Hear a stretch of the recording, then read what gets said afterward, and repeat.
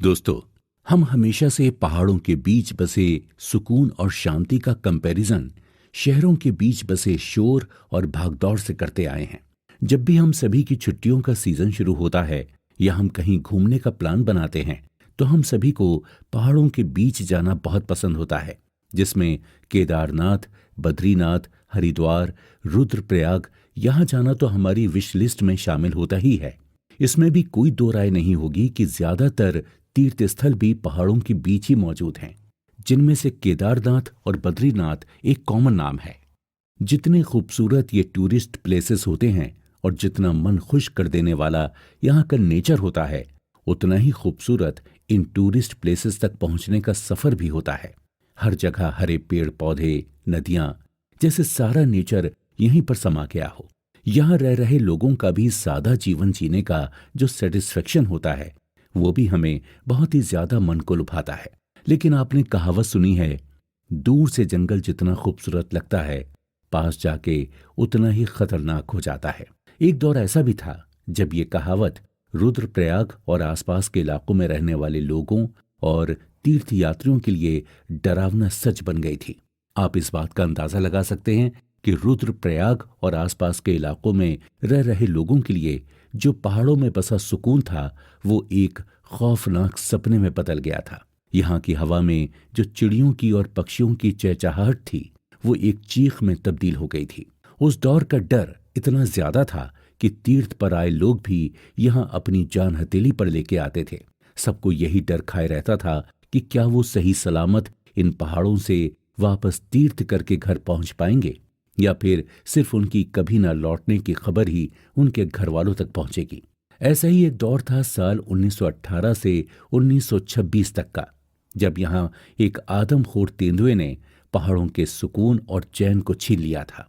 रुद्रप्रयाग और उसके आसपास रहने वाले हर इंसान को अपना हर दिन, हर पल आखिरी वक्त लगता था। ये एक ऐसा खौफ था जिसे कोई भूत प्रेत आत्मा का साया मानता तो कोई इस तेंदुए को जल्लाद। साल 1918 से 1926 तक पहाड़ों में जाने और रहने वाले लोग बस यही दुआ करते थे कि कुछ भी हो जाए, बस हम इस आदमखोर तेंदुए की पकड़ में ना आ पाएं।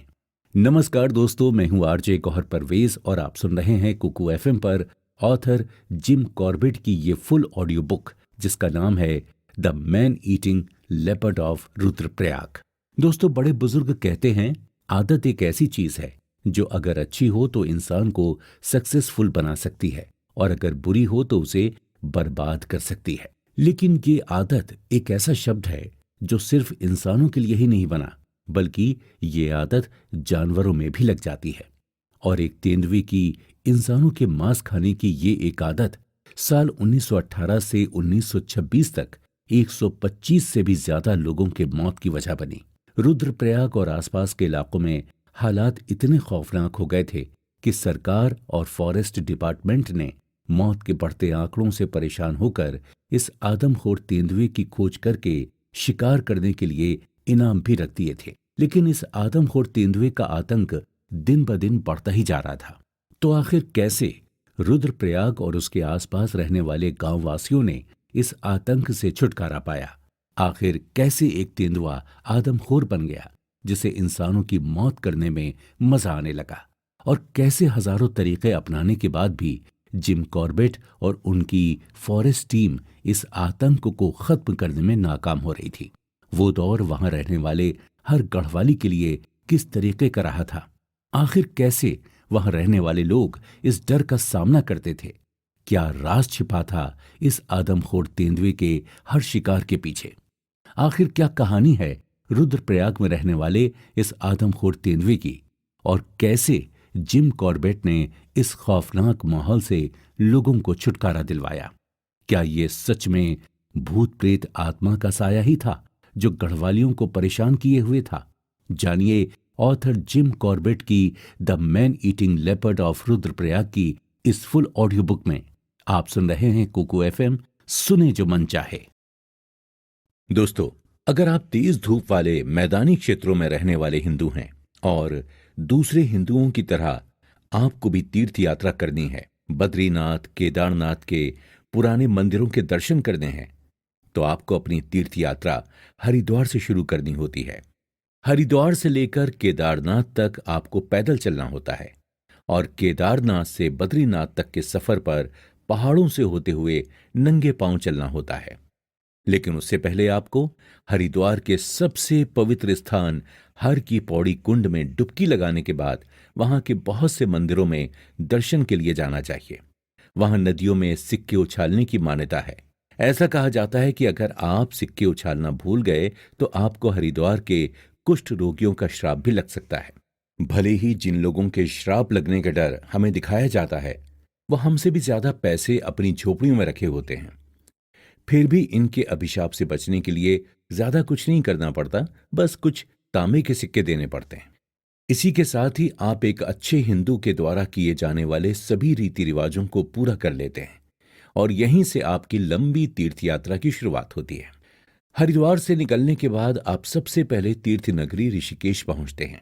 यहां आप काला कमली वाला आश्रम के दर्शन करेंगे। उनका नाम काला कमली वाला इसलिए पड़ा क्योंकि उनके गुरु एक ढीले ढाले काले वस्त्र को पहनते थे और जिसमें बांधने के लिए बकरी के बाल से बनी हुई एक बेल्ट होती थी, और उनके अनुयायी भी उनकी तरह की ही वेशभूषा में रहते हैं। ये लोग अपने अच्छे कर्मों से पूरी दुनिया में मशहूर हैं। तीर्थ यात्रा में मिलने वाले तमाम धार्मिक लोगों की प्रसिद्धि के बारे में तो मैं जानने का दावा नहीं करता, पर हाँ, काली कमली वाले बाबा के लोगों के बारे में, उनके भाईचारे और अच्छे कामों को मैंने अपनी आंखों से देखा है। मंदिरों में चढ़ने वाले पैसे और कई तरह के मूल्यवान दान से उन्होंने आम लोगों के लिए हॉस्पिटल बनवाए हैं, डिस्पेंसरीज खुलवाई हैं, लोगों के रुकने के लिए स्थान भी बनवाए हैं और गरीबों को भोजन भी कराते हैं। ऋषिकेश से निकलने के बाद फिर आता है लक्ष्मण झूला, जहां तक जाने के लिए तीर्थ यात्रियों को रास्ते में पड़ने वाले गंगा ब्रिज को क्रॉस करके दाहिने से बाईं ओर आना पड़ता है और इस ब्रिज पर आपको लाल बंदरों से भी सावधान रहना होता है। ये हरिद्वार के कुष्ठ रोगियों के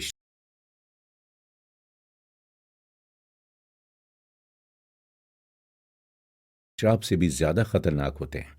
अगर आप इन्हें बिना फल फूल और चने दिए ब्रिज को पार करने के बारे में सोच रहे हैं तो फिर ये आपके लिए काफी मुश्किल भरा काम हो सकता है। आपको इन्हें कुछ ना कुछ खिलाना ही पड़ेगा। फिर गंगा के बाएं किनारे की ओर 3 दिन की यात्रा करके आप गढ़वाल की प्रसिद्ध राजधानी श्रीनगर पहुंच जाएंगे, जो कि ऐतिहासिक, धार्मिक और व्यापारिक केंद्र माना जाता है। ये काफी सुंदर और महत्वपूर्ण स्थान है जो कि ऊंची पहाड़ियों के बीच खुली घाटी में स्थित है। दोस्तों, गढ़वालियों का इतिहास काफी पुराना है। इनके पूर्वज सैनिकों ने दोनों विश्व युद्धों की लड़ाइयां लड़ी हैं और गोरखा आक्रमणकारियों के खिलाफ भी गढ़वाल के लोगों ने बेहद मजबूती से लड़ाई लड़ी। गढ़वाल के लोगों के लिए सबसे दुखद समय था सन 1894 का। उस साल में गोहना झील के बांध के टूटने से जो बाढ़ आई थी, उसमें उनके राजा का महल और इमारतें सब के सब एक पत्थर तक बह गए थे। गंगा नदी की डिस्ट्रीब्यूटरी बिरही नदी के ऊपर बना ये बांध बेस पर 11,000 फीट चौड़ा, टॉप पर 2,000 फीट चौड़ा और 900 फीट ऊंचा बांध था। और जब ये बांध टूटा तो लगभग 10 बिलियन क्यूबिक फीट का पानी एक छोटे से एरिया में बहने लगा और वहां पानी का बहाव इतना तेज था कि जो भी पुल, बिल्डिंग्स या घर वहां थे वो सब के सब बह गए। चलिए हम अपनी यात्रा पर वापस लौट आते हैं।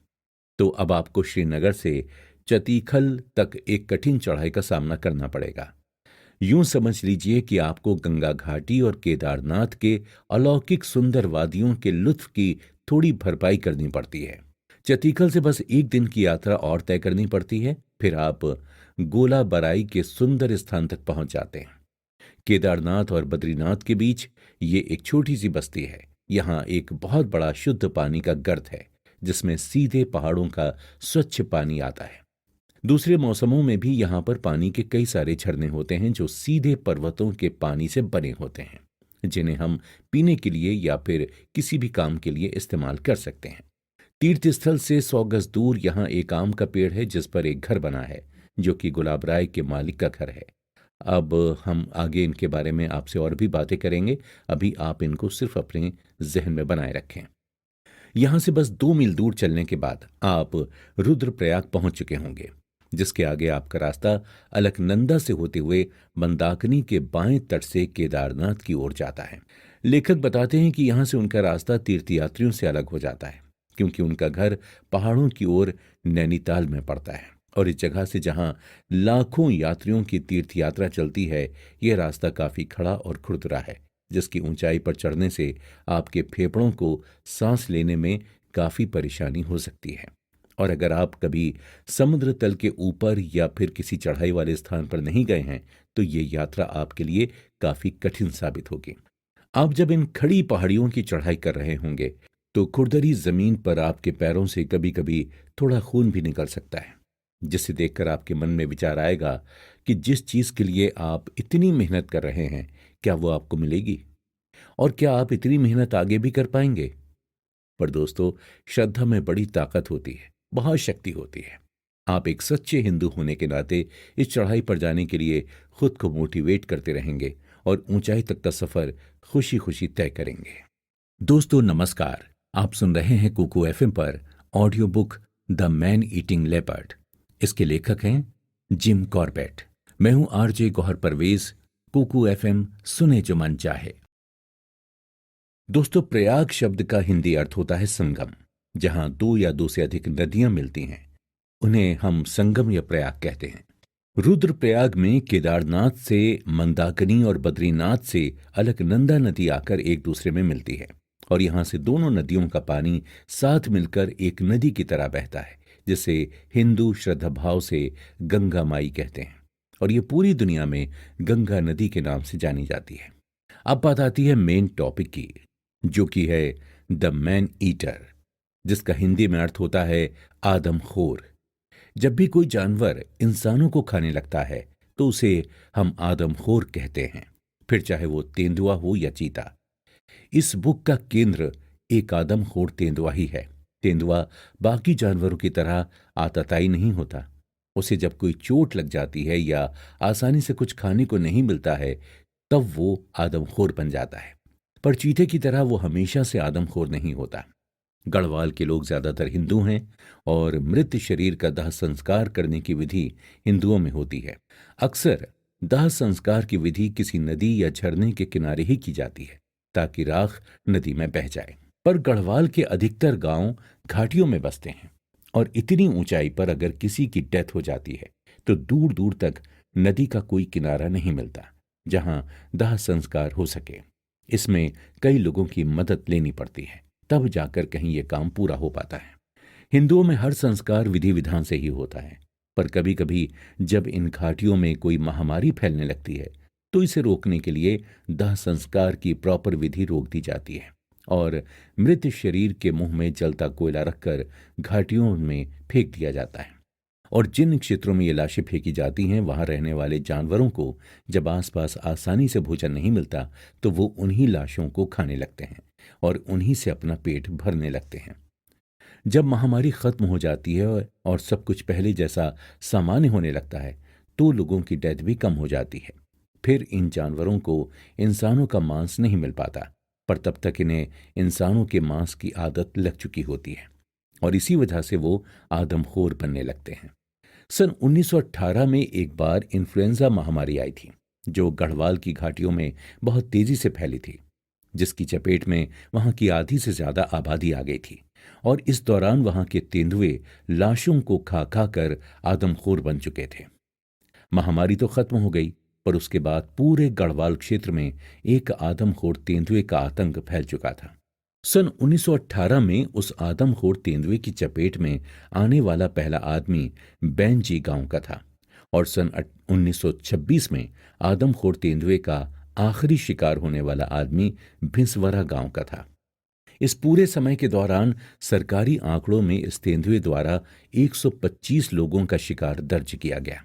हो सकता है कि ये आंकड़े लगभग सही हों, पर लेखक के अनुसार उनके जानने वाले कुछ लोग ऐसे भी थे जो आदमखोर का शिकार तो हुए थे, पर रिकॉर्ड में उनका नाम नहीं था। एक तेंदुए के आदमखोर बनने के बाद उसका शिकार बने लोगों में हर दिन नए नाम जुड़ने लगे, और स्थिति भयावह होने लगी। कम डेथ को दिखाने से गढ़वाल के लोगों में डर कम नहीं हो जाता, क्योंकि उन लोगों ने रियलिटी में उस डरावने तेंदुए को फेस किया था, यहाँ किसी जानवर को आदमखोर साबित करने की कोशिश नहीं है, पर जिससे लोगों में डर बैठ गया हो, उसके बारे में सही जानकारी होना जरूरी है। तेंदुए द्वारा चाहे जितने भी लोग मारे गए हों, पर गढ़वाल के लोग इस बात को पूरे विश्वास से कह सकते हैं कि जितनी पब्लिसिटी उस आदमखोर तेंदुए को मिली थी, उतनी तो यूके, यूएस और ब्राजील के जंगलों में रहने वाले खतरनाक जानवरों को भी नहीं मिली। United Kingdom, America, Canada, South Africa, Kenya, Malaya, Hong Kong, Australia, New Zealand और इंडिया के डेली न्यूज़पेपर्स में भी इस तेंदुए की खबरें छपती रहती थीं। और न्यूज़पेपर के अलावा लगभग 60,000 तीर्थयात्री जो कि केदारनाथ से बद्रीनाथ जाते हैं, उनकी जुबानी भी तेंदुए की खबरें देश विदेश के कोने कोने तक पहुंचती रहीं। सरकार ने इस तेंदुए के शिकार की प्रॉपर जानकारी दर्ज करने के लिए एक नियम निकाला था, जिसमें कोई भी आदमी अगर आदमखोर तेंदुए का शिकार होता है तो उसके दोस्त, करीबी या कोई रिश्तेदार इस बात की सूचना जल्द से जल्द अपने पटवारी को दे। सूचना मिलते ही पटवारी उस पीड़ित के घर पहुंच जाता था और अगर शव नहीं मिला तो उसे खोजने के लिए टीम बनाकर भेजता था। और अगर पहले से ही शव मिला होता था या बाद में शव को खोज लिया जाता था, तो पटवारी तुरंत एक जांच टीम नियुक्त करता था जो इस बात की जांच करता था कि जो आदमी मरा है, क्या वो सच में तेंदुए का शिकार बना है या फिर किसी अलग तरह से उसकी हत्या हुई है। अगर टीम इस बात की पुष्टि कर देती थी कि ये कोई मर्डर नहीं बल्कि तेंदुए का ही शिकार है, तो पटवारी जानकारी नोट करके शव को अंतिम संस्कार के लिए परिवार को सौंप देता था। पटवारी हत्या की पूरी रिपोर्ट आदमखोर के खिलाफ तैयार करके एक रजिस्टर में लिखकर जिले के डिप्टी कमिश्नर को भेजता था। डिप्टी कमिश्नर के पास भी इस घटना को नोट करने के लिए एक रजिस्टर होता था, जिसमें पटवारी द्वारा बताए गए मृत व्यक्ति का नाम, पता और जिस क्षेत्र में उसकी हत्या हुई है उसका भी ब्यौरा लिखा जाता था। कभी कभी ऐसा भी होता था कि मृत व्यक्ति का शरीर पूरा नहीं मिलता था। दूर तक लाश को ले जाने के दौरान आदमखोर उसके शरीर के कई हिस्सों को खत्म कर देता था या फिर उसके कुछ ही अंग मिल पाते थे। ऐसे में जब तक कि सही जानकारी ना मिल जाए, आगे की जांच के लिए एक टीम बनाई जाती थी और इस जांच के दौरान आदमखोर के खिलाफ कोई कार्यवाही का प्रावधान तब तक शामिल नहीं होता था जब तक कि रिपोर्ट ना आ जाए। यहां तक कि कभी कभी अगर आदमखोर तेंदुए ने किसी आदमी को मारा और उस तेंदुए को भी लोगों ने इतना जख्मी कर दिया कि उसकी डेथ हो गई, तो उस आदमी की हत्या के लिए तेंदुए को जिम्मेदार नहीं माना जाता था। हालांकि जितने लोगों की हत्याओं की रिपोर्ट दर्ज की जाती थी, उतनी ही गंभीरता से आदमखोर तेंदुओं को मरने की भी जानकारी नोट की जाती थी। और इन सभी तरह की जांच प्रक्रियाओं में इतना समय लगता था कि तब तक कोई दूसरा तेंदुआ आदमखोर बन जाता था और उसका आतंक कम होने का नाम ही नहीं लेता था। तो आइए जानते हैं कि तेंदुए का कितना आतंक व्याप्त था। दोस्तों, टेरर शब्द तो आपने सुना ही होगा। लोग इस शब्द का प्रयोग इतना कैजुअली करने लगे हैं कि जब इस शब्द का सही इस्तेमाल करना होता है तो ये उतना गंभीर ही नहीं लगता। आतंक का सही अर्थ गढ़वाल के लोगों और वहां जाने वाले 60,000 तीर्थयात्रियों ने जाना। 500 स्क्वायर मील की दूरी में आदमखोर तेंदुए ने पूरा आतंक मचाया हुआ था। वहां के लोगों और तीर्थयात्रियों में ऐसा डर था कि उनसे आप टेरर का असली मतलब समझ सकते थे। रुद्रप्रयाग में इससे पहले कभी भी इतने सख्त तरीके से कर्फ्यू फॉलो नहीं हुआ था जितना तेंदुए के खौफ से कर्फ्यू सख्त लग रहा था।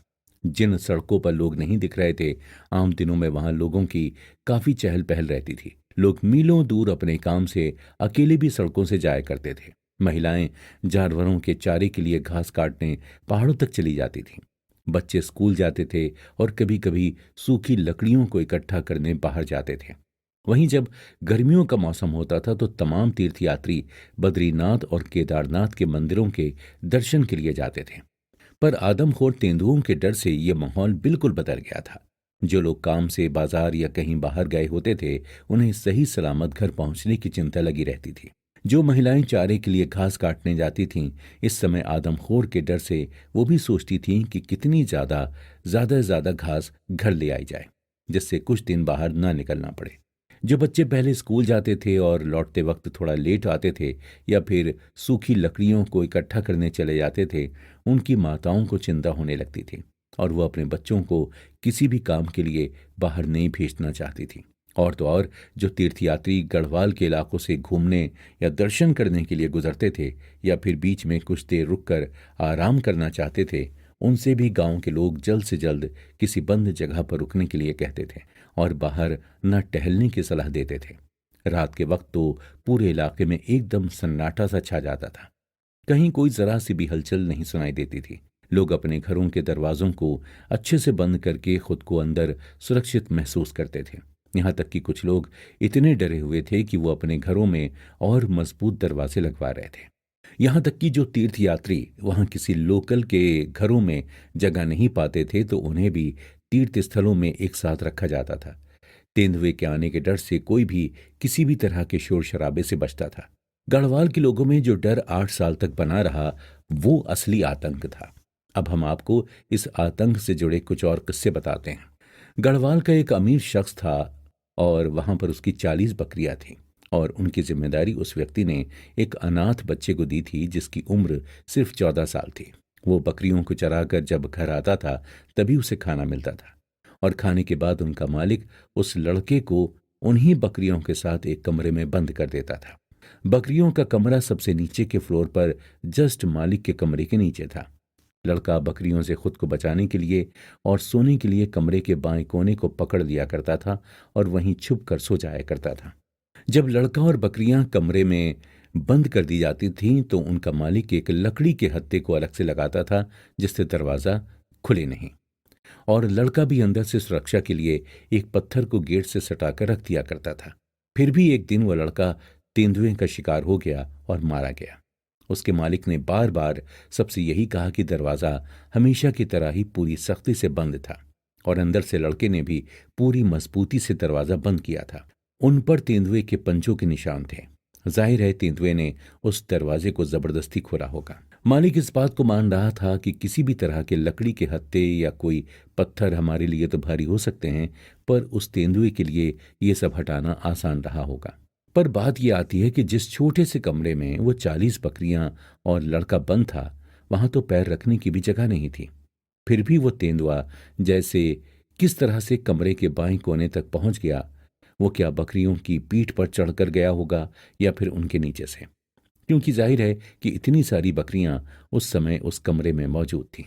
बल्कि ये अंदाजा लगाना ज्यादा सही है कि जिस समय तेंदुआ दरवाजा खोलने के सारे प्रयास कर रहा था उस समय लड़का सो रहा होगा, और जो भी शोर हो रहा था लड़का वो सब सुन ही ना पाया हो और बकरियां भी तब शोर मचा रही हों।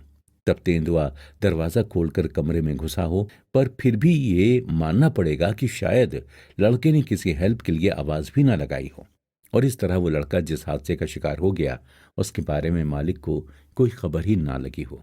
लड़के को मारने के बाद तेंदुए ने उस लाश को पहाड़ों पर ले जाकर छोड़ दिया था और सारी बकरियां कमरे से भाग गई थीं। दूसरे दिन सुबह जब मालिक को पता चला और वो खोजने निकला तो उस लड़के की लाश मिली और कुछ नहीं मिला। हैरानी की बात है उसने किसी भी बकरी को जख्मी नहीं पाया और न ही किसी की लाश मिली। आइए हम आपको उस समय की एक ऐसी ही दहशत भरी एक और घटना के बारे में बताते हैं। एक व्यक्ति था जिसका दोस्त उसके घर रुकने आया था। रात में वो लोग बातचीत कर रहे थे। जिस कमरे में वो लोग बैठे थे उस कमरे की कुंडी बंद नहीं थी। उस दिन किसी भी तरह के शिकार के बारे में कोई जानकारी नहीं थी, तो दोनों दोस्त कुछ बेफिक्र भी थे। वो हुक्का तैयार कर रहे थे, तभी अचानक उस व्यक्ति के हाथ से हुक्का छूटकर जमीन पर गिर गया। पूरे कमरे में धुआं, कोयला और तंबाकू भर गया। उसने अपने दोस्त को थोड़ी दूरी पर खड़े होने को कहा जब तक वो साफ सफाई ना कर दे, और जैसे ही वो नीचे कोयला उठाने के लिए झुका और जरा सा सर उठाया, उसने देखा कि उसके दोस्त को तेंदुआ पकड़ कर ले जा रहा है, क्योंकि दरवाजा तो खुला ही था। इस घटना के बारे में मुझे खुद उस आदमी ने बताया था और वो कह रहा था कि हम सच कह रहे हैं साहिब, मेरा दोस्त हमसे केवल एक हाथ की दूरी पर ही था और मुझे भनक तक नहीं लगी कि तेंदुआ उसे मारकर ले जा रहा था या सीधे पकड़कर ले गया। मुझे पता ही नहीं चला, इतनी जल्दी में ये सब कुछ हो गया। उसने बताया कि वो अपने दोस्त को बचाने के लिए कुछ भी नहीं कर पाया, बस देखता रहा कि तेंदुआ कैसे उसके दोस्त को ले जा रहा है, और डर के मारे जब तेंदुआ दिखना बंद हो गया तो उसने दरवाजा बंद करके खुद को सुरक्षित कर दिया। आइए एक और घटना के बारे में जानते हैं। ये भी एक घर की ही घटना है। उस घर में 2 कमरे थे, एक बाहर का कमरा था और एक अंदर का। बाहर के कमरे में एक बड़ी सी खिड़की थी जिसमें एक पतली सी दरार थी जिससे बाहर की तरफ थोड़ा दिखता था, और दो दरवाजे थे। उनमें से एक बाहर को खुलता था और एक दरवाजा अंदर की तरफ। तेंदुए के डर से बाहर के दरवाजे को पूरी तरह से बंद कर दिया गया था। बस अंदर आने जाने वाला दरवाजा खुला था। अंदर के कमरे में तीन औरतें लेटी हुई थीं। उनमें एक बीमार थी जो बीच में लेटी हुई थी, और अगल बगल उसकी दो दोस्त लेटी हुई थीं। वहीं बाहर वाले कमरे में खिड़की के बगल में बीमार लेडी का पति लेटा हुआ था, और वहां बीच में केरोसिन तेल से जलने वाला एक लालटेन रखा था जिससे दोनों कमरों में थोड़ी थोड़ी रोशनी पहुंच रही थी। आधी रात को जब दोनों कमरे के लोग गहरी नींद में सो रहे थे, तभी अचानक तेंदुए ने खिड़की पर दस्तक दी, और न जाने कैसे पतली सी दरार के जरिए खिड़की को तोड़कर वो कमरे में घुस गया। उस कमरे में खिड़की के जस्ट नीचे पीतल का घड़ा रखा था, पर आश्चर्य की बात थी कि कैसे वो अंदर आ गया और घड़े से भी नहीं टकराया। तेंदुआ सीधे अंदर वाले कमरे में गया और बीमार महिला को लेकर जाने लगा, पर उसी खिड़की से वापस जाते वक्त वो घड़े से टकरा गया, और फिर शोर होने पर बाकी घर के लोग जाग गए। जब लालटेन को तेज करके उजाला बढ़ाया गया और घर वाले उस बीमार महिला को खोजने निकले, तो खिड़की के पास महिला पड़ी मिली। उसके गले पर गहरे और बड़े बड़े दांतों के निशान थे।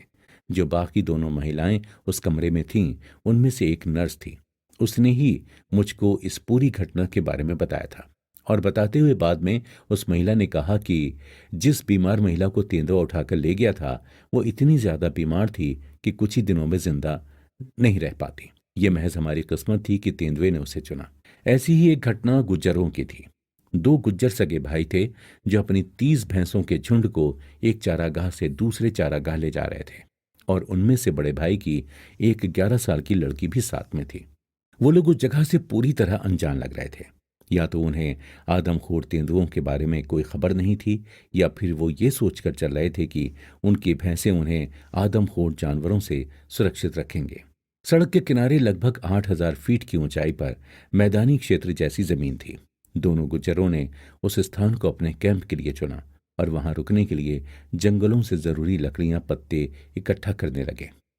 उन्होंने अपनी सभी भैंसों को एक जगह पर रस्सी से बांध दिया। लड़की ने तीनों लोगों के लिए खाना बनाया, और तीनों लोग खाना खाने के बाद चादर ओढ़कर वहीं लेट गए। सुबह होने में भी काफी समय था, पर उनकी भैंसें काफी जोर जोर से आवाज कर रही थीं, और अगल बगल के जानवरों के शोर से भी दोनों भाई उठ गए। अपनी भैंसों को जोर जोर से चीखते देख दोनों भाई समझ गए कि आसपास कोई मांसाहारी जानवर होगा, क्योंकि तभी ये शोर कर रही हैं। दोनों भाई उठकर भैंसों के बीच उन्हें शांत कराने चले गए, और देखने लगे कि किसी ने रस्सी तो नहीं खोल दी है। जितने समय वो भैंसों को देखने चले गए थे, उन्हीं मिनटों में जब वो वापस अपने सोने के स्थान पर आए, तो उन्होंने देखा कि उनकी लड़की जो उन्हीं के साथ सो रही थी, उस जगह पर खून के बड़े बड़े छींटे पड़े थे। जैसे ही सुबह का थोड़ा सा उजाला हुआ, लड़की के पिता और चाचा खून का पीछा करते करते भैंसों से काफी दूर एक खेत तक चले गए, जहां तेंदुए ने शिकार को मारकर खा लिया था। जो उस लड़की का चाचा था, उसने इस घटना के बारे में बताते हुए कहा कि मेरे भाई की बदकिस्मती तो देखिए, उसका कोई लड़का नहीं था, एक बस लड़की ही थी, और जिसे वो अपना उत्तराधिकारी बनाना चाहता था। जल्दी उसकी शादी होने वाली थी, और तेंदुए ने उसे ही मार डाला।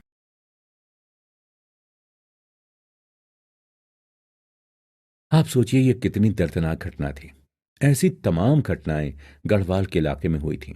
हर दूसरा व्यक्ति दुखी था। सबके पास अपनी एक कहानी थी। मैं आपको ये कहानी बेमतलब नहीं बता रहा हूं, बल्कि तेंदुए के आतंक को समझने के लिए बताया जा रहा है। और आतंक क्या होता है, ये समझाने के लिए इसके बारे में डिटेल में जानना जरूरी भी था। गढ़वाल के लोग काफी हद तक अंधविश्वासी भी थे। उन्होंने तेंदुए के साथ फिजिकल रिलेशन जैसी चीजों का भी भ्रम फैला रखा था। इससे लोगों में डर और बढ़ गया था। और तो और लोग भूत प्रेत आत्मा जैसी चीजों से भी इसे जोड़ने लगे थे, और तरह तरह की कहानियां बनाने लगे थे। ऐसी ही एक कहानी लेखक को भी सुनने को मिली थी। लेखक बताते हैं कि एक दिन वो रुद्रप्रयाग के एक इंस्पेक्शन बंगले में रुके हुए थे, और सुबह होने पर जब वो बाहर बरामदे में आए, तो उन्हें वहां पर तेंदुए के पैरों के निशान दिख रहे थे, और ढेर सारे इंसानों के भी पैरों के निशान थे। उन पैरों के निशान देखकर लग रहा था कि कुछ ही मिनट पहले यहां से तेंदुआ आकर गया है, और उसे कोई शिकार हाथ नहीं लगा है। बरामदे से सड़क तक क्लियर नहीं हो रहा था कि पगमार्क यानी पैरों के निशान किस तरफ जा रहे थे। पर थोड़ा आगे चलने के बाद निशान साफ होने लगे और वो गुलाब राय की तरफ बढ़ रहे थे। एक दिन पहले की शाम को वहां से भेड़ बकरियों का बड़ा झुंड गुजरा था, जिससे उनके ढेर सारे पगमार्क थे, पर उनमें धूल सी पड़ गई थी। हालांकि ताजे ताजे तेंदुए के पैरों के निशान साफ दिखाई दे रहे थे। और इतने दिनों में ही मैं आदमखोर तेंदुए के पगमार्क से अच्छी तरह से परिचित हो गया था। मुझे अगर 100 तेंदुओं के पगमार्क के बीच आदमखोर के पगमार्क को पहचानना हो तो वो मैं आसानी से पहचान सकता था। एक मांसाहारी के पगमार्क से आप बहुत कुछ अंदाजा लगा सकते हैं, जैसे कि उसका लिंग, आकार, उम्र। उस आदमखोर तेंदुए के पगमार्क को देखकर समझ में आता था कि वो मेल तेंदुआ है और सामान्य तेंदुओं से बड़ा भी है। वो अपनी जाति के जानवरों से ज्यादा बड़ा और भयानक दिखता था। एक बार मैंने तेंदुए के पगमार्क का पीछा करते करते काफी दूरी तय कर ली और बड़ी ही सावधानी से आसपास देखते हुए उसका पीछा कर रहा था। सुबह सुबह के समय लोग थोड़ा बहुत बेफिक्र दिख रहे थे, क्योंकि तेंदुआ अक्सर दिन के उजाले में शिकार के लिए नहीं निकलता था। देर तक पगमार्क को फॉलो करते करते मुझे एक जंगल और झाड़ी का रास्ता दिखा और मैं समझ गया कि तेंदुआ यहीं चला गया होगा। जहां रोड के उस पार जंगल की तरफ तेंदुए के जाने की आशंका थी, वहीं बगल में एक खेत में कांटे का बाड़ा लगा देखकर उस खेत का मालिक रह रहा था। जब मैंने पास जाकर देखा तो पता चला कि एक दिन पहले ही जो शाम को भेड़ बकरियां उन्हें झुंड में दिखी थीं, वो इसी खेत में सुरक्षित रखी गई हैं। पर उस खेत का मालिक ऐसा लग रहा था जैसे कहीं जाने की तैयारी में है और अब कुछ जरूरी सामान पैक कर रहा था। वो पैकमैन तीर्थयात्रियों की तरह ही ऊंचाई और नीचे की ओर जाने वाले हर तरह के रास्तों पर चलने के लिए कुछ जरूरी सामान और खाने पीने के सामान के साथ साथ अपनी भेड़ बकरियों को लेकर वहां से निकलने की तैयारी में था। और जो कांटे का बाड़ा उसने खेत में लगाया था उसे हटा रहा था। लेखक ने उससे पूछा कि आखिर वो इतनी पैकिंग करके कहाँ जा रहा है, क्या उसने सच में तेंदुए को इधर आते देखा है। इस पर खेत के मालिक ने कहा कि उसने तेंदुए को तो नहीं देखा, पर उसकी भेड़ बकरियां रात से ही शोर कर रही हैं और आसपास के कुछ जानवर भी झाड़ी की तरफ मुंह करके जोर जोर से चिल्ला रहे हैं। हो न हो तेंदुआ यहीं कहीं है। लेखक ने उस बूढ़े मालिक से उसकी एक बकरी मांगी, जिस पर उसने पूछा कि उसे बकरी क्यों चाहिए। लेखक में इसके जवाब ने कहा कि उसे आदमखोर को मारने के लिए बस एक बकरी की जरूरत है। और ये जवाब सुनकर पहले तो वो कुछ नहीं बोला, बगल में बैठकर मेरे साथ सिगरेट पीने लगा, जो मैंने ही उसे ऑफर की थी। फिर बूढ़े आदमी ने बताया कि वो समझ गया कि आप कौन हैं। आप वही हैं जिसे एक निरर्थक काम के लिए इतने कठिन रास्ते पर भेज दिया गया है और वो काम हो ही नहीं सकता। पहले भी लोग ऐसी कोशिश कर चुके हैं, पर कोई भी सफल नहीं रहा, क्योंकि असल में लोग जिसको मारने आ रहे हैं वो असल दोषी है ही नहीं। उस आदमी ने कहा कि मुझे एक और सिगरेट दो, फिर मैं बताता हूं कि सही बात क्या है, जो मुझे मेरे पिताजी ने बताई थी। और ये बिल्कुल झूठ भी नहीं है। जब मेरे पिताजी जवान थे, उस समय मैं पैदा नहीं हुआ था और ठीक ऐसे ही यहाँ के लोग एक दुष्ट आत्मा से परेशान थे और कहते थे कि वो कोई आत्मा नहीं बल्कि एक तेंदुआ है। जैसे अभी हो रहा है, ठीक ऐसे ही उस समय भी बच्चों और महिलाओं को मारने के प्रयास किए गए थे। बहुत सारे जानवरों की भी हत्या हुई थी। उस पार भी तेंदुए को मारने की बहुत कोशिश हुई। उसे फंसाने के लिए जानवर का लालच दिया गया, जाल बिछाया गया, बगल के पेड़ों पर शूट करने के लिए गनर तैनात किए गए, उसे शूट करने के लिए और भी तरह तरह के इंतजाम किए गए, पर उसे कोई पकड़ नहीं पाया। उस समय भी दिन ढलते ही लोग अपने घरों में बंद हो जाते थे और कोई एक कदम भी बाहर नहीं रखता था। आदमी ने बताया कि उनके पिताजी ने आसपास के कई गांवों के मुखिया को एक पंचायत बुलाने की बात कही, जिसमें उन्हें तेंदुए को पकड़ने के लिए कुछ अलग सुझाव देने थे। पंचायत में सब लोग जब तेंदुए को पकड़ने के उपाय के बारे में बात शुरू करने ही जा रहे थे, तभी उसी में एक बूढ़ा आदमी आकर बोला कि कोई आदमखोर तेंदुआ है ही नहीं। अभी कल रात ही उसका पोता मारा गया और वो ठीक उनके बगल में ही लेटा हुआ था। बूढ़े आदमी ने कहा कि उन्हीं के जाति के एक साधु हैं जो तंत्र मंत्र जानते हैं और वो मांसाहारी नहीं हैं। उन्हें शक है कि उनके पोते को उसी साधु ने ही मारा होगा। और इस बात को सुनकर पंचायत में बड़ा हंगामा होने लगा। कुछ लोग कहने लगे कि बूढ़े आदमी का पोता खत्म हो गया है, इसके दुख से उनका मानसिक संतुलन बिगड़ गया है, इसलिए कुछ भी आरोप लगा रहे हैं। पर उनमें से कुछ लोग कहने लगे कि साधु जब से गांव में आया है तभी से ही हत्याएं शुरू हो गई हैं, और साधु दिन में कहीं दिखता भी नहीं, पूरा दिन सोता रहता है। पंचायत में उस बात को लेकर फैसला किया गया कि अभी तुरंत साधु पर कोई कार्रवाई नहीं होगी, पर उस पर नजर रखी जाएगी। पंचायत के लोगों को 3 अलग-अलग पार्टियों में बांट दिया गया, जिसमें से एक पार्टी को उसी रात से साधु पर नजर रखनी थी और देखना था कि अगली कौन सी मौत होती है और क्या उसमें साधु का कोई हाथ है। उसी दिन दूसरी पार्टी की ड्यूटी थी कि वो साधु की झोपड़ी पर नजर बनाए रखे कि वो कहाँ जा रहा है और कहाँ नहीं। पर उस रात साधु अपनी झोपड़ी से निकला ही नहीं। बूढ़े आदमी ने बताया कि उसके पिता भी तीसरी पार्टी के साथ दूसरी रात को साधु के घर की निगरानी कर रहे थे। तभी अचानक से साधु के घर का दरवाजा खुला और साधु निकलकर बाहर गया। कुछ ही मिनट के बाद एक जोर से चीखने की आवाज आई जिस तरफ साधु गया था, और फिर अचानक सन्नाटा छा गया। उसके पिता और उसकी पार्टी के किसी व्यक्ति ने अपनी नजर उस झोपड़ी से हटाई नहीं थी। वो वहीं बैठे देख रहे थे, और जैसे ही सुबह होने वाली थी, हल्का उजाला हो ही रहा था, तभी साधु घर वापस आ गया और उसके हाथ मुंह में खून लगा हुआ था। और जब साधु अंदर झोपड़ी में गया, तभी उनके पिताजी और उनके साथियों ने झोपड़ी को चारों तरफ से घेर कर बांध दिया और उसके आसपास भूसे के बड़े बड़े बंडल रखकर पूरी झोपड़ी में आग लगा दी, और झोपड़ी के साथ साधु भी खत्म हो गया। उसी दिन से हत्याएं होनी बंद भी हो गईं। ये कहानी उस खेत के मालिक ने सुनाई और लेखक से कहा कि यही स्थिति इस समय की भी है, पर क्या किया जाए, अभी तक किसी साधु पर शक ही नहीं किया गया, और जब तक ऐसा नहीं होता है तब तक गांव के लोग यूं ही परेशान रहेंगे। उस आदमी ने मुझसे कहा कि साहिब, तुम हमसे पूछ रहे थे क्या हम अपनी एक बकरी आपको बेचेंगे, तो हम आपको एक भी बकरी नहीं बेच सकते, पर हाँ, हम आपको अपनी एक भेड़ दे सकते हैं। आप अपना तरीका भी आजमा कर देख लीजिए। हम आज रात को आपके साथ यहीं रुकेंगे। अगर मेरी भेड़ को कुछ हुआ तो आपको बदले में भरपाई करनी पड़ेगी, वरना हमारे बीच कोई लेन देन नहीं होगा। पर कल सुबह होते ही मैं यहां से निकल जाऊंगा। उस शाम को मैं उस खेत के मालिक के पास चला गया और उसने मुझे खुशी खुशी अपनी एक भेड़ दे दी, और मैं एक भेड़ को तेंदुए के दिन के चारे के लिए पर्याप्त मानता था। इस भेड़ को मैंने उस जंगल के रास्ते में बांध दिया जिस तरफ लगभग 12 घंटे पहले तेंदुआ गया हुआ था। अगली सुबह जब अपने बंगले से उठकर इधर देखा तो फिर से वहां बरामदे पर तेंदुए के पगमार्क थे, और इस बार वो पगमार्क रुद्रप्रयाग के बाजार की ओर जाने का इशारा कर रहे थे। इसका मतलब साफ था कि तेंदुआ किसी इंसान का ही मांस खोजते खोजते वहां तक आया था, और जो भेड़ उन्होंने वहां बांधी थी उसे उस तेंदुए ने कुछ ही देर में मार डाला था। पर उसके किसी भी हिस्से को उसने खाया नहीं था, क्योंकि उसे भेड़ के मांस में कोई दिलचस्पी नहीं थी। उस बूढ़े आदमी ने मुझसे कहा कि अपने घर जाइए साहब, पैसा और समय बचाइए अपना, यहां कोई फायदा नहीं है।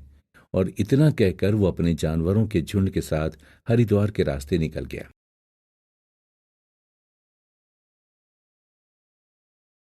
गढ़वाल के लोग जिस तरह से अपने परिवार, रिश्तेदारों और दोस्तों को खोते जा रहे थे, उससे वो लोग बिल्कुल निराश होकर टूटते जा रहे थे, और एक दूसरे को झूठा आश्वासन देने के लिए लोग आपस में ही तरह तरह की बातें कर रहे थे। कोई इसका घटना का जिम्मेदार किसी इंसान को बताता था, कोई किसी साधु की तरफ इशारा करता था। ऐसे ही शक के घेरे में आने के बाद कोटगी गांव के एक साधु पर भी संकट आ ही गया। गांव वालों ने लगभग तय कर लिया था कि उसकी हत्या के जिम्मेदार यही हैं, और इनको सजा मिलनी ही चाहिए। जब तक कि गांव के लोग अपना गुस्सा उस साधु पर निकालते, तब तक इस बात की खबर वहां के ऑफिसर मैसन को लग गई, और समय पर पहुंचकर उन्होंने उस साधु को बचा लिया। मैसन ने अपने एक्सपीरियंस से बताया कि वहां पर लोगों की भीड़ और उनके गुस्से को देखकर लग रहा था कि वो 100% श्योर हैं कि अपराधी यही साधु ही है, और वो किसी कीमत पर उसे छोड़ना नहीं चाहते थे। मैसन ने गांव वालों को सुझाव दिया कि पहले जो भी आरोप साधु पर लगे हैं उन्हें साबित होना भी तो जरूरी है। आखिर पता तो चले कि सच में ये अपराध हो कैसे रहे हैं। इसके लिए हम साधु को 7 दिन और 7 रातें हिरासत में लेकर पूरे गांव वालों के साथ इन पर नजर रखेंगे। मैसन के इस सुझाव से गांव वाले भी सहमत थे। 7 दिन और 7 रात बीत गए। साधु कहीं नहीं निकला। अगले दिन भी वो निगरानी में ही था। तभी बगल के गांव से खबर आई कि पिछली रात फिर से वहां एक आदमी की हत्या हो गई, जबकि इस दौरान आरोपी साधु उन सब की नजरों के सामने ही था। अब इस घटना के बाद ही गांव वालों का साधु पर से शक हटने लगा और उन्होंने मैसन की बात मानकर साधु को छोड़ दिया। गांव वालों ने इस बात को माना कि उन्होंने गलत आदमी को पकड़ लिया था और अगली बार ऐसी गलती नहीं होगी। आदमखोर द्वारा की गई हत्याओं के जिम्मेदार गढ़वाल में साधुओं को माना जाता था। वहीं नैनीताल, अल्मोड़ा जिले में इन सारी हत्याओं का जिम्मेदार बोखसरों को ठहराया जाता था, जो कि पहाड़ियों की एल बेल्ट में रहते थे, जिनका नाम तराई है। उन लोगों का मानना था कि साधु इंसानों के मांस और खून के लिए उनकी हत्या कर देते थे। वहीं बोक्सर लोगों के कीमती गहने और सामान लूटने के लिए इंसानों को मार डालते थे। नैनीताल और अल्मोड़ा जिले में पुरुषों से ज्यादा महिलाओं की हत्याएं हुई थीं, इसलिए शायद वो इन हत्याओं के पीछे ऐसा कारण बना रहे थे। मैं अक्सर शांत जगहों पर देर तक ध्यान लगाने के लिए बैठा रहता था। कई बार तो सड़कों, पुलों और पहाड़ों पर भी देर देर रात तक घुमा करता था, पर मैंने कभी आदमखोर को सही से देखा नहीं। बस एक बार जरा सा दिखाई दिया था और तेंदुए के आकार का ही था, बड़ा भयानक, और सर तो जैसे किसी राक्षस का लग रहा था। ऐसा लग रहा था मानो वो राक्षस जैसा चेहरा मुझ पे हंस रहा हो कि अगर मैं सुरक्षा में ना होता तो कब का मेरा शिकार हो चुका होता, मेरे शरीर को वो खा चुका होता। जरा सोचिए, उसकी चंद पलों की झलक ही इतनी डरावनी थी, तो रियल में वो कितना डरावना आदमखोर रहा होगा। जिस समय वहां सभी गांव के लोग इतना परेशान थे, लग रहा था सरकार कुछ कर ही नहीं रही है, पर वहां लगभग 10 हफ्ते रहकर लोगों के बीच में जाकर मुझे ये तो समझ में आ गया था कि सरकार अपनी तरफ से डर मिटाने की भरपूर कोशिश कर रही है और इसके लिए गनर भी नियुक्त किए गए हैं। गांवों में 10,000 नकद इनाम की भी घोषणा की गई थी। झूठा आश्वासन देने के लिए लोग आपस में ही तरह तरह की बातें कर रहे थे। कोई इसका घटना का जिम्मेदार किसी इंसान को बताता था, कोई किसी साधु की तरफ इशारा करता था।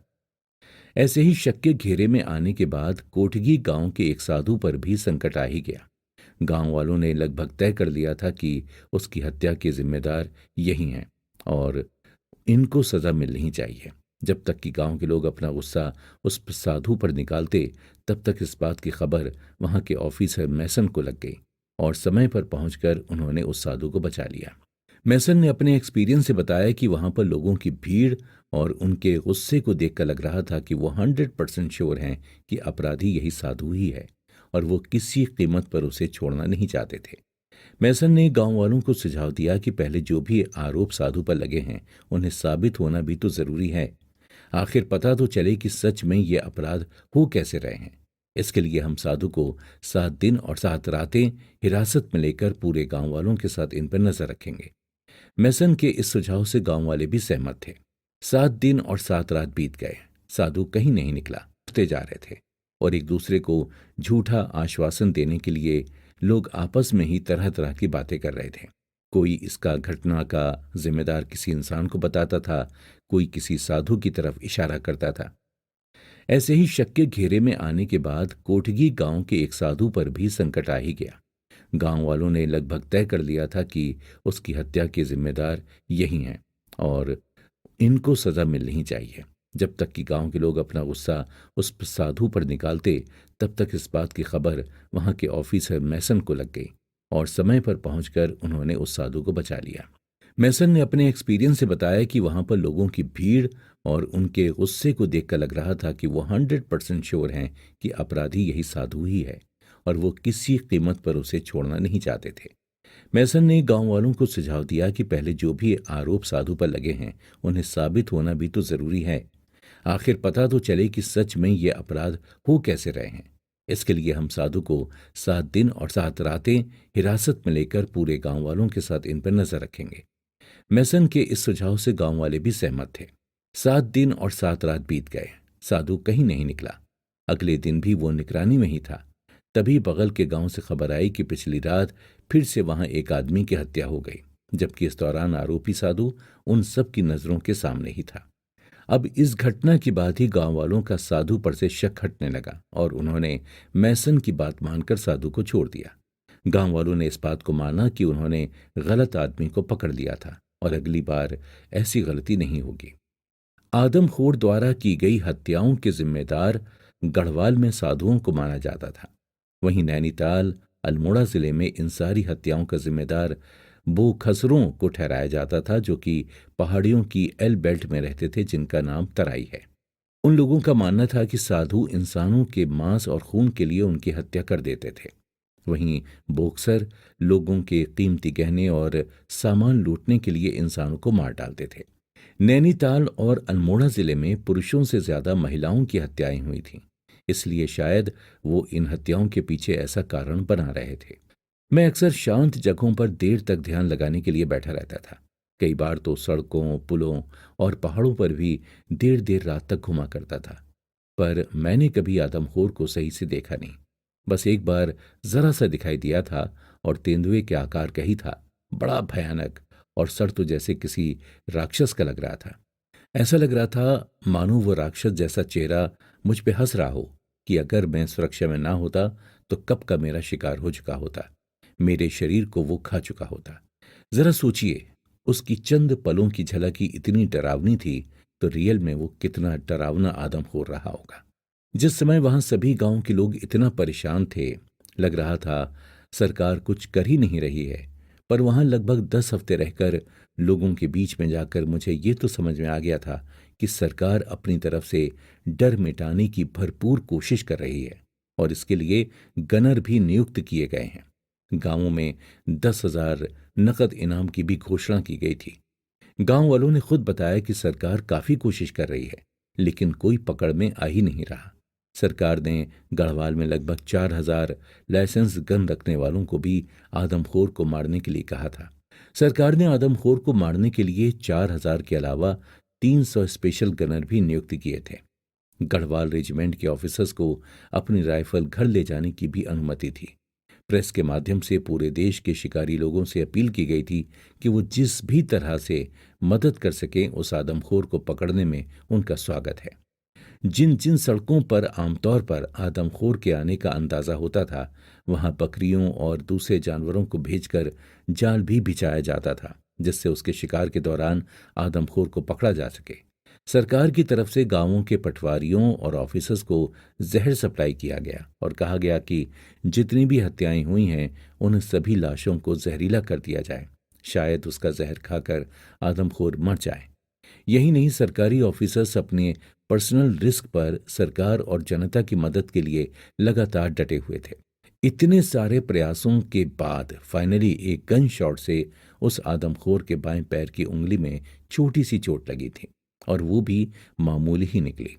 एक डिप्टी कमिश्नर ने रिकॉर्ड किया कि जो जहर आदमियों की लाशों में डालकर आदमखोर तक पहुंचाने का प्रबंध किया गया था, वो आइडिया भी लगभग फ्लॉप ही हो गया, क्योंकि आदमखोर में थोड़ी मोड़ी समस्या ही दिखी और वो पहले से भी ज्यादा खूंखार हो गया।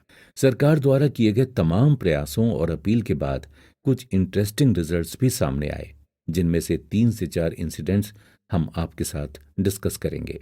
सरकार ने प्रेस के जरिए जब ओपनली किसी को भी हिम्मत दिखाने और आदमखोर को पकड़ने का ऐलान किया, तो ब्रिटिश सरकार के 2 ऑफिशियल गनर आदमखोर को शूट कर दें रुद्रप्रयाग पहुंच गए। उन्होंने क्या स्ट्रेटेजी बनाई, क्या सोचा, ये तो नहीं पता, लेकिन वो अलकनंदा नदी के पुल के पास ही आदमखोर के इंतजार में खड़े रहे, क्योंकि उन्होंने शायद ये अंदाजा लगाया था कि रात में आदमखोर पुल से होता हुआ वहां से गुजरेगा। नदी के उस पुल के आसपास केबल पहुंचाने वाले टावर लगे थे, कुछ नदी के दाईं ओर थे और कुछ बाईं ओर। ब्रिटिशर्स ने एक एक गनर को उस केबल टावर पर तैनात कर दिया। लगभग 2 महीनों तक ऐसा ही चलता रहा। ब्रिटिशर्स इंतजार करते रहे। तभी अचानक एक रात बाएं किनारे के टावर पर बैठे गनर को तेंदुआ आता दिखा। उसने थोड़ा इंतजार किया कि तेंदुआ ठीक से पुल पर चढ़ जाए, और जैसे ही वो पुल पर चढ़ा, उसे शूट कर दिया गया। वो घायल होकर गिर पड़ा। तभी दाएं टावर पर बैठे गनर ने भी 3 से 4 गोलियां तेंदुए को मार दी, और अगली सुबह तक जब वहां देखा गया तो पुल पर खून ही खून था। घायल तेंदुए ने फिर 6 महीनों तक कोई शिकार नहीं किया। मुझे इस घटना के बारे में उन लोगों से जानकारी मिली जिन लोगों ने ये सभी शॉट्स सुने थे और घायल जानवर को देखा भी था। उन लोगों ने बताया कि एक गोली तेंदुए के पीठ पर लगी थी और 6 गोली उसके सर में लगी थी। पर मुझको इस बात पर विश्वास नहीं था, क्योंकि अगर ऐसा हुआ होता तो तेंदुआ मर चुका होता। मेरे हिसाब से एक गोली भले ही पीठ में लगी हो और बाकी की कुछ तेंदुए के बाएं पैर में लगी थीं और कुछ दाएं पैर की उंगलियों में लगी थीं, जिससे वो चलने में थोड़ा असमर्थ हो रहा था। बाद में इसी बात की पुष्टि भी हुई। जो गनर था उसकी गोली सिर में नहीं लगी थी। खासकर जो दाएं टावर पर बैठा गनर था उसके सारे निशाने चूक गए थे। ये तो हो गई एक घटना। और अब सुनिए दूसरी, वो भी काफी इंटरेस्टिंग है। सरकार ने जिस तरह से कई जाल बिछाए थे, बकरियों को भेजकर आसपास निगरानी रखी जाती थी, गनर से लेकर बड़े बड़े अफसर तैनात किए गए थे, इसी के चलते इस जाल में एक दिन एक तेंदुआ फंस गया और जिसे पकड़ने या फिर बड़े अफसरों को खबर करने के लिए गांव का कोई भी हिंदू तैयार नहीं था। उनका मानना था कि अगर ये वही आदमखोर तेंदुआ निकला तो उन्हें उन सारी आत्माओं का श्राप लगेगा जिनको इस आदमखोर ने मार डाला है। इसीलिए एक क्रिश्चियन को तेंदुए को पकड़ने के लिए बुलाया गया और वो आदमी उस स्थान से लगभग 30 मील दूरी पर था। तब तक वो आता तब जब तक तेंदुआ जाल से छूटकर भाग चुका था। अब तीसरी घटना सुनिए, वो और भी आश्चर्य वाली है। एक दिन तेंदुए ने गांव के एक आदमी का शिकार किया और शिकार करने के बाद उसकी लाश के ही साथ जंगल में लौट गया। जब सुबह गांव के लोग उस आदमी को खोजने निकले तो पता चला कि तेंदुआ उस आदमी की लाश को लेकर एक गुफा की तरफ बढ़ रहा था। जैसे ही वो गुफा में घुसा, लोगों ने एक बड़े से पत्थर से उस गुफा के मुंह को बंद कर दिया और चारों तरफ कांटे की बाड़ लगा दी। रोज 100 से ज्यादा लोग उस गुफा के पास देखने आया करते थे। एक दिन जब लगभग 500 लोगों की भीड़ जमा हो गई तो उसमें से जो मेन आदमी था, जिसने गुफा को बंद करने से लेकर कांटे बिछाने तक का आइडिया दिया था, उसने अचानक से कहा कि इतने दिन हो गए हैं, कोई नजर नहीं आया, इसमें कोई भी तेंदुआ नहीं है, ये सब जाल वाल हटाओ। और इतना कहकर उसने जाल और कांटे हटा दिए और जैसे ही उसने ये बाढ़ हटाए, तेंदुआ गुफा से निकला और इतनी भीड़ में से भी सुरक्षित निकलकर भाग गया। ये सारी घटनाएं तेंदुए के आदमखोर बनने की बात की थी। अगर इनमें से किसी एक का प्लान सक्सेसफुल हो जाता तो उसे पुल पर ही गन से मार दिया जाता, या फिर जब जाल से पकड़ा गया था उस समय किसी क्रिश्चियन का इंतजार किए बिना उसे मार दिया जाता, या फिर तीसरी बार उसे गुफा से ना भागने दिया जाता, तो गढ़वाल के कई लोगों की जानें बच सकती थीं और गढ़वाल इस आतंक से बहुत पहले ही उबर गया होता।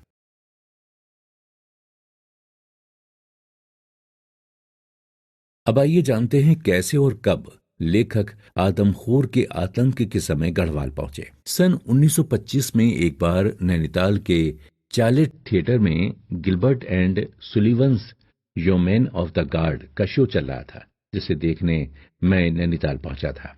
और वहीं मुझे आदमखोर के बारे में सुनने को मिला, जहां पर मैंने बात कैजुअली ही सुना कि एक आदमखोर तेंदुआ है जो गढ़वाल में काफी दिनों से लोगों को परेशान किए हुए है। और बाद में से जुड़ी कुछ खबरें और आर्टिकल्स न्यूज़पेपर में भी पढ़े थे, पर इतना कुछ सीरियस नहीं लगा। पर जब सुनाई दिया कि गढ़वाल में हजारों शूटर बुलाए गए हैं और लाइसेंस गन रखने वाले गनर भी शूट करने के लिए अलाउड हैं, तो बस किसी भी तरह तेंदुए को पकड़ना है या फिर मार देना है, तो लेखक को लगा कि हो सकता है सरकार ने इतने ओपन चैलेंज दिया है, इस वजह से लोग एक दूसरे में ही कंपटीशन कर रहे होंगे कि उस आदमखोर को कौन पहले मारेगा। ऐसा सोचकर मेरे मन में विचार आया कि गढ़वाल में पहले ही तेंदुए को पकड़ने के लिए इतनी भीड़ मौजूद है, ऐसे में अब कोई बाहरी जाएगा भी तो उसको कोई नहीं पूछेगा। मैं उस रात थिएटर के बार में ही ड्रिंक कर रहा था और वहीं रुका था। वहां पर मैंने देखा कि माइकल कीन, जो कि पहले यूनाइटेड प्रोविंस के चीफ सेक्रेटरी रह चुके थे और उस समय वो असम के गवर्नर थे, वो वहां पर कुछ लोगों के ग्रुप को गढ़वाल चलने और तेंदुए को पकड़ने के लिए मना रहे थे। गवर्नर जिस तरह की बातें उन लोगों को बता रहे थे, वो लोग भी ये सोच रहे थे कि ये कैसी अपील है। मतलब एक ऐसे आदमखोर के पीछे जाना है जिसने पहले से ही 100 लोगों से अधिक लोगों को मार डाला है। यह काम कितना ज्यादा रिस्की है। अगले दिन सुबह होते ही मैंने माइकल कीन से मुलाकात की और आदमखोर के बारे में पूछा। कीन ने उन्हें बताया कि एग्जैक्टली नहीं पता कि अभी आदमखोर किस एरिया में होगा, पर अगर जाना हो तो रुद्रप्रयाग जाया जाए। वहां एक ऑफिसर है, इबोटसन, जिससे आप कांटेक्ट करेंगे तो आपको ज़्यादा पता चल जाएगा। माइकल कीन से मिलकर जब मैं घर लौटा तो देखा कि मेरे घर में टेबल पर इबोट्सन के नाम का लेटर पड़ा हुआ था, और ये वही पर्सन था जिसके बारे में उनकी माइकल से बात हुई थी। इबोट्सन कोई और नहीं बल्कि गढ़वाल जिले के डिप्टी कमिश्नर नियुक्त किए गए थे। इसके पहले वो यूनाइटेड प्रोविंस के सेक्रेटरी हुआ करते थे। इबोट्सन की नियुक्ति जल्दी हुई थी और उनका पहला इम्पॉर्टेंट वर्क आदमखोर तेंदुए को पकड़ना था। हमारी गढ़वाल निकलने की तैयारी तुरंत बन गई और वो रानीखेत से अदबद्री और फिर कर्णप्रयाग होते हुए 10वें दिन नागरासू के किनारे एक रोड इंस्पेक्शन बंगले के पास पहुंचे। पर मुझे उस बारे में बिल्कुल भी नहीं पता था कि इस बंगले में रुकने के लिए हमारे पास कुछ आर्म्स यानी हथियार होने जरूरी थे। बिना हथियारों के वहां रुकने की परमिशन नहीं थी। मुझको फिर वहां से निकलना पड़ा। मेरे साथ 6 घड़वाली और 2 नौकर थे जो मेरा सामान लेकर चल रहे थे और इसी फिराक में थे कि कहीं कोई सुरक्षित स्थान मिल जाए रुकने को। रुद्रप्रयाग से लगभग 2 मील दूर ऐसी सेफ जगह को खोजने के लिए चलना पड़ा। फाइनली एक रुकने की जगह मिली और जो लोग मेरे साथ थे उनमें से कुछ लोग सूखी लकड़ियां और डंडे इकट्ठा करने लगे ताकि रुकने के लिए कुछ कैंप जैसा बनाया जा सके। उनमें से 2 लोग खाने पीने के लिए कुछ बनाने की व्यवस्था करने लगे। जब हर कोई बिजी था तो मैं भी झाड़ियों के पास मौजूद कांटे वाली डाल काटने चला गया, क्योंकि 10 मील पहले ही उनको चेतावनी मिल गई थी कि वो तेंदुए के प्रभावित इलाके में प्रवेश कर चुके हैं। तो सुरक्षा के लिए कांटे के बाड़ बेहद जरूरी थे। शाम का खाना बनाने के लिए जैसे ही आग जलाई गई तब तक बगल के गांव से ही किसी काफी ऊंची पहाड़ी से एक आवाज आई कि आप लोग खुले में क्या कर रहे हैं? क्या आप वहीं रहते हैं? और अगर ऐसे खुले में ही रहेंगे तो निश्चित ही आप में 1 या 2 लोग आदमखोर का शिकार बनेंगे। ये चेतावनी देने वाला भी जो आदमी था उसने काफी बहादुरी का काम किया था, क्योंकि उस टाइम अंधेरा था कि कुछ दिख नहीं रहा था और ऊपर से आदमखोर के डर के मारे सन्नाटा पसरा रहता था। तभी हमारे बीच से एक आदमी जिसका नाम माधो सिंह था, उसने तेज आवाज में उस आदमी से अपनी बात पहुंचाने के लिए कहा कि हम यहीं रुकेंगे आज और हमारे पास लालटेन भी है जिससे रात भर उजाला रहेगा और सुरक्षा के लिए राइफल भी है हम लोगों के पास। आप बेफिक्र रहें, हम पूरे सुरक्षित हैं। जब सुबह वो लोग उठे तो लालटेन तब भी जल ही रही थी। इसका मतलब कि तेल पर्याप्त था। पर लेखक बताते हैं कि उनका जो कांटे का बाड़ा था वो काफी कमजोर था। अगर उसकी एक दिन की लापरवाही पर तेंदुए की नजर पड़ जाती तो वो हम लोगों का शिकार काफी आसानी से कर लेता। पर फिलहाल हम लोग सुरक्षित थे और सुबह होते ही वहां से रुद्रप्रयाग की ओर निकल लिए। वहां जिन लोगों को ये जानकारी मिली थी कि बॉटसन से मिलने हम लोग आने वाले हैं, उन्होंने हमारा अच्छे से वेलकम किया। अब रुद्रप्रयाग पहुंचने के बाद ही शुरू होता है आदमखोर के आतंक का इन्वेस्टिगेशन। तो आइए जानते हैं कि कैसे शुरू हुआ इस इन्वेस्टिगेशन का सफर।